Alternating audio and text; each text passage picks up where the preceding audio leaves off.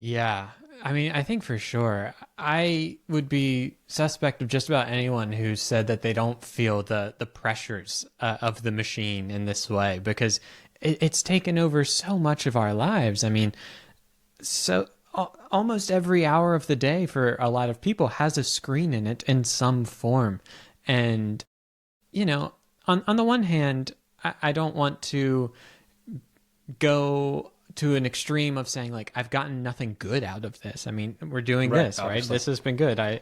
My work these days is online making videos, and I think there's a lot of good things to that. But I think one of the thoughts that's been in my head with this a lot is we often like to say like technology is a tool. And sure, it is, but we put in there this like concept of neutrality as though all tools are just completely neutral and like you use it for bad, you use it for good, but it has the tool itself is not moving in any direction. And I just don't really think that's true. I think Totally technology agree with is you. a tool, but it has almost like, not to anthropomorphize it, but desires and movements of its own. It's not just forming us in a neutral way. And I think, we look at algorithms like, what are they meant to do? They're meant to keep you on this thing. And I've increasingly been reflecting on the fact of like, this is a very asymmetrical fight. I think almost everyone I talk to feels like I'm giving more of my attention to my phone than I'd like to. It's having more kind of impact on me than I would desire. But I can't fully extricate myself from it. And, what can we do? But maybe I just need a little bit more willpower.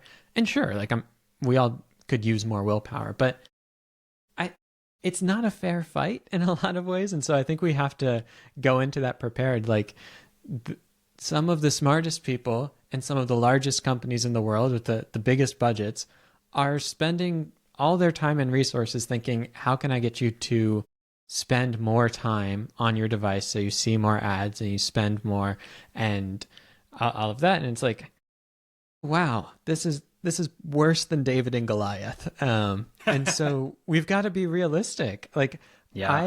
I treat myself like a child with my devices, right? Like I've got the Freedom browser thing installed so that I can't use YouTube and Substack and all those things before noon because I kid myself when I say, "Oh, I'll just respond to a couple comments or just Uh, read one article on Substack or something." And it's like, no, I've got the brick thing for my phone. Like, I'll take whatever I can get at this point to yeah, to yeah. try to make the playing field a little more even. And I'll say, I don't even know if this was the direction of your question, but here we go anyway. One of the things that's been helpful for me is my wife and I, maybe a year or two ago, decided to take like a technology Sabbath every week. And so, kind of sundown Saturday to sundown Sunday, just say like, let's do no devices, no TV kind of thing. And look, we don't always do this perfectly, but even just one day of reset makes a big difference. Then having that yearly like 2 weeks reset, it makes a difference. But it's also scary because it's like you're a couple hours into Sabbath and you're like, "Where's my phone?" It's like, "Oh, calm down, Austin." Like But an yeah, addict so with a problem. and we don't want to admit it, but like we But are, it's true. and Yeah. so we got to figure out what we can do.